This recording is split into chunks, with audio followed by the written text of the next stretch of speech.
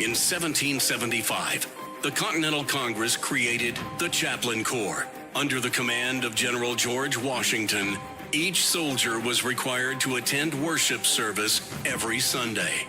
While other armies advanced on their feet, Washington's troops advanced on their knees. It's time for the Chaplains Report with Caleb Colquitt on tactics.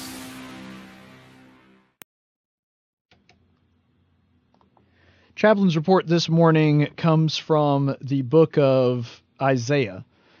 And one thing that you'll notice in Isaiah, and I'm going to set the stage here just a little bit.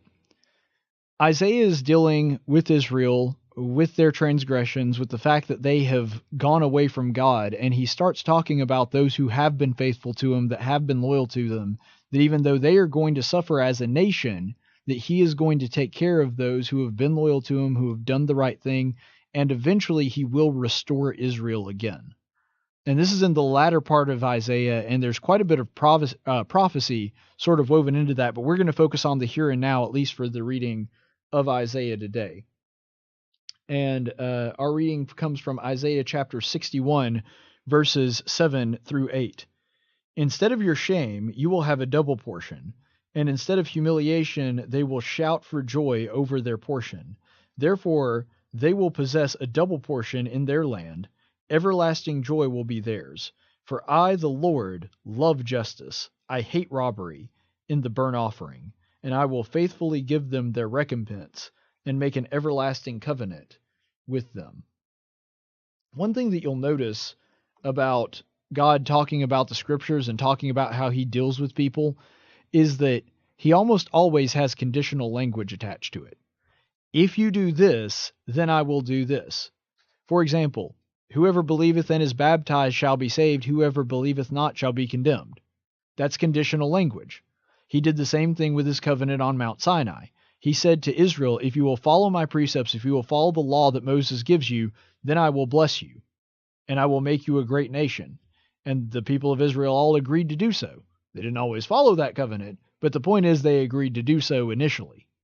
And so there is this idea that there is conditional language that is given. God is saying, I will do these wonderful things for you, and I will give it to you for free. You don't have to do anything for it. All I'm asking for is a little obedience. All I'm asking for is that you do the best that you can, not even necessarily always keep it perfectly, but that you do the best that you can to seek after me, to look for me, to follow the commandments that I have been given to you. And he rewards the people that do that. He's saying that when Israel turns back, when Israel does so, then their shame will be turned into a double portion, that these terrible things that they're enduring are going to be turned into great blessings. That eventually, if we follow God, if we actually do what he asks us to do, and we submit ourselves to our will, conforming ourselves to the image of his Son, then eventually we will be able to be blessed. It may not always be the blessing that we want in exactly that moment. It may not be exactly the blessing we were thinking of, but the point is, God is going to take care of us and give us a double portion. And any shame that we have, any guilt that we have, those things are going to be taken away. Instead of humiliation, we will be given to shouts of joy. It's not that erases our sin per se. God's the only one that can do that. But that our good deeds and our desire to follow him, the joy that comes from that, of knowing that we're doing the right thing, that we're following God and we are fulfilling the intent that we were always created for, that is to love God and to serve him and to do his commandments. And in turn, that also means that we will be helping others. There is no greater joy than this. There is no greater joy than living and walking with God.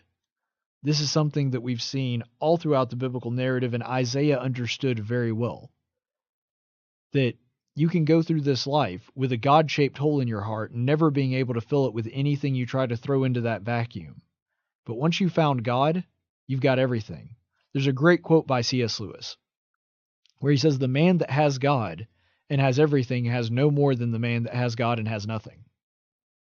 And so we look at our lives and measure them so often by material blessings. God is saying, those things are great blessings, and for some of them, I will be able to restore that to you and give the portion, but everlasting joy, that's what he really promises.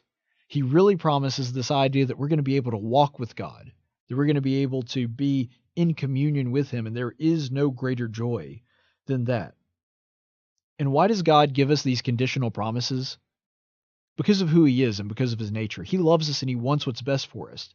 But he's also not going to make sure that our life is free from the consequences of our actions, which is why he says, I, the Lord, love justice and hate robbery.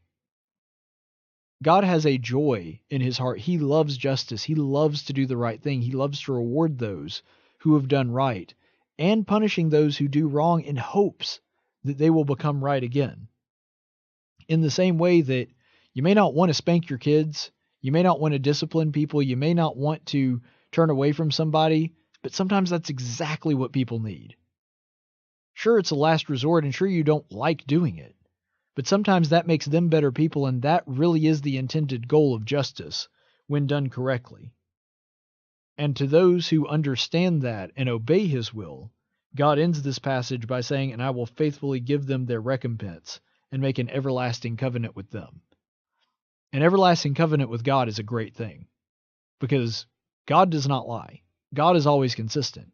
And so when he makes a promise with us, you can rest assured that he will always, 100% of the time, keep that promise if we uphold our end of the bargain.